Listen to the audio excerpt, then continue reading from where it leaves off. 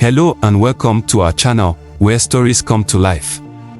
Today, we have a thrilling African folktale for you, the family that defeated the thunderstorm spirit. Join us as we journey with a brave family who faces great challenges to save their village from a powerful storm. Don't forget to like, share, and subscribe for more enchanting tales and adventures. Let's dive into this magical story together. In the village of Nyombani, dark clouds began to gather over the horizon.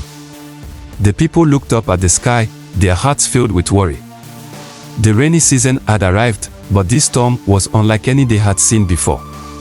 Thunder rumbled in the distance, and flashes of lightning lit up the sky. Grandmother Akua, the village elder, stood at the center of the village, her wise eyes scanning the clouds. She knew that this was no ordinary storm. It was the work of Ngoromo, the thunderstorm spirit, who was angry with the people of Nyombani for neglecting the old ways. The village chief called for a meeting, and everyone gathered around the great fire. "We must act quickly," he said, his voice filled with concern. "If we do nothing, our crops will be destroyed, and our village will suffer." Grandmother Akua stepped forward, her voice calm but firm. "We must climb the mountain and speak with Ngoromo. Only then can we ask for his forgiveness and save our village." The chief nodded in agreement. "But who will go on this dangerous journey?" "I will go," said Amoni, a young woman known for her bravery. Her brother Kofi, a skilled hunter, also stepped forward. "I will go with Amoni," he said, his voice steady. Grandmother Akua smiled at them, proud of their courage. "I will go too," she said, "and we will take Zai and Kwesi with us." Zai, a girl with a special gift for understanding animals, and Kwesi, a boy who could sense the weather, nodded in agreement. And so, the five of them prepared for the journey that would take them to the summit of the mountain, where they would face the thunderstorm spirit. The family set out early the next morning, the sky still dark with storm clouds. The path to the mountain was steep and rocky, and the wind howled around them. But they pressed on, determined to reach the summit. As they climbed higher, the air grew colder, and the rain began to fall in heavy sheets. The wind whipped at their faces, and the thunder roared above them. But the family did not falter. They knew that the fate of their village depended on them. Along the way, they faced many challenges. They had to cross a raging river, navigate through a thick forest, and climb sheer cliffs. But with each challenge, they grew stronger and more united. At one point, they came across a fallen tree blocking their path. It was too large to move, and the only way around was a narrow ledge that hung over a deep ravine. Kofi, the strongest of the group, led the way, carefully guiding the others across the ledge. When they finally reached the other side, they took a moment to catch their breath. Grandmother Akua looked at each of them with pride. "We are strong together," she said. "As long as we stay united, we will succeed." As they neared the summit, a thick fog began to roll in, making it difficult to see the path ahead. The air was heavy with moisture, and the ground was slippery underfoot. The family moved slowly, feeling their way through the mist. Zai, with her special gift, reached out to the animals of the mountain. She could hear the distant calls of creatures hidden in the fog. With a gentle voice, she called out, asking for their help. After a moment, they heard the sound of footsteps. Out of the mist emerged a family of mountain goats, their eyes bright and wise. The lead goat, a large male with strong horns, stepped forward and nudged Zai's hand. "They will guide us," Zai said with relief. The goats led the way through the mist, their steps sure and steady. The family followed closely, trusting in the animals' guidance. The fog was thick, but with the goats' help, they made good progress. Finally, after what seemed like hours, the fog began to lift. The family found themselves on a narrow ledge overlooking the summit. The goats bowed their heads to Zai before disappearing back into the mist. "Thank you," Zai whispered, feeling grateful. The family stood at the edge of the summit, looking up at the swirling storm above them. The sky was dark, with flashes of lightning brightening the clouds.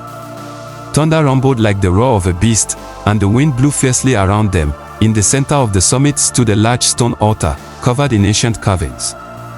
It was here that Ngoromo lived, his presence felt in every gust of wind and clap of thunder.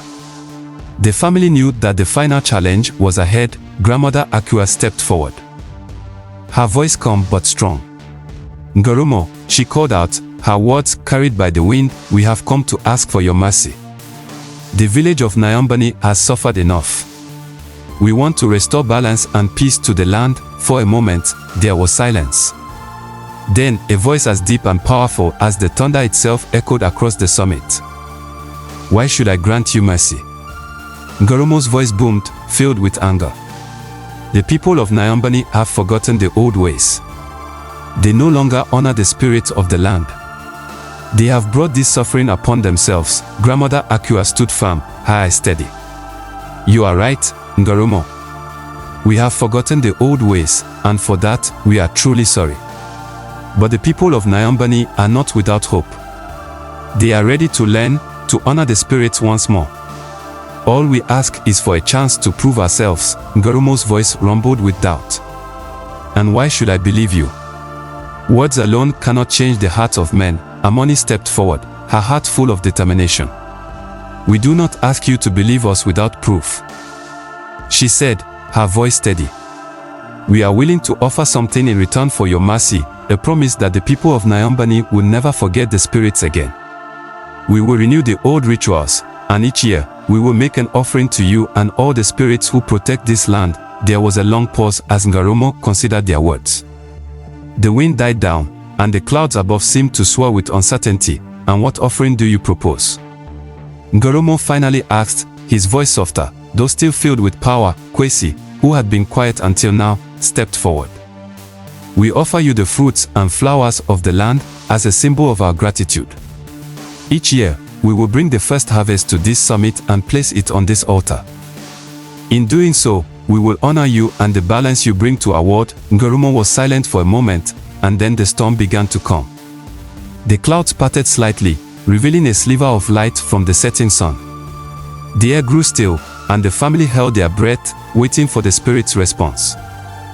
Finally, Ngoromo spoke, his voice softer and more gentle. "Very well. I will accept your offering and grant you my mercy. But remember, this balance must be maintained. Should the people of Nyambani forget their promise, the storms will return, and this time, there will be no second chance." The family bowed in gratitude. "Thank you, Ngoromo," Grandmother Akua said sincerely. As they left, the storm faded, the clouds parted, and sunlight bathed the summit. The winds calmed, and the rain stopped, leaving a cool mist in the air. Returning to Nyambani, they were hailed as heroes. The villagers, relieved and joyful, emerged from their homes as the sun returned. The village elders gathered around to hear about the family's journey and their promise to Ngoromo. By the great fire, as the flames flickered and danced, Grandmother Akua began to recount the harrowing adventure the family had endured. Her voice, steady and filled with wisdom, wove a tale that captivated the entire village. She spoke of the treacherous paths they had traversed, the challenges they had overcome, and the unwavering courage that had guided them to the summit of the mountain. The villagers listened in awe, their respect for the family growing with each word. Every detail of the journey was etched into their hearts, a testament to the strength and unity that had saved them all. When Grandmother Akua finished speaking, the village chief rose, his eyes shining with admiration. "The bravery and unity of this family are unmatched," he declared, his voice resonating with pride. "They have shown us what it means to stand together in the face of adversity. We must honor the promise they made to Ngoromo, the thunderstorm spirit, by renewing our ancient rituals and making offerings to the spirits of the land. Let us never forget the power that lies in our connection to nature and the importance of living in harmony with the world around us." The villagers, inspired by the family's heroic deeds, stood as one and pledged to uphold this vow. They understood now, more than ever, the importance of unity, respect for nature, and the strength that comes from honoring the spirits. The fear that had once gripped their hearts was replaced with a newfound determination to protect the balance between their world and the spirits that governed it. As the celebration continued into the night, Zai and Kwesi found themselves surrounded by eager children. With patience and joy, they taught the young ones about the animals and the weather, sharing the knowledge that had helped them on their journey. The children listened with wide eyes, absorbing every word, knowing that they too would one day be the guardians of their village's future. Nyambani flourished once more. The villagers, now living in harmony with the spirits, kept their promise to Ngoromo. In time, the family story became legend.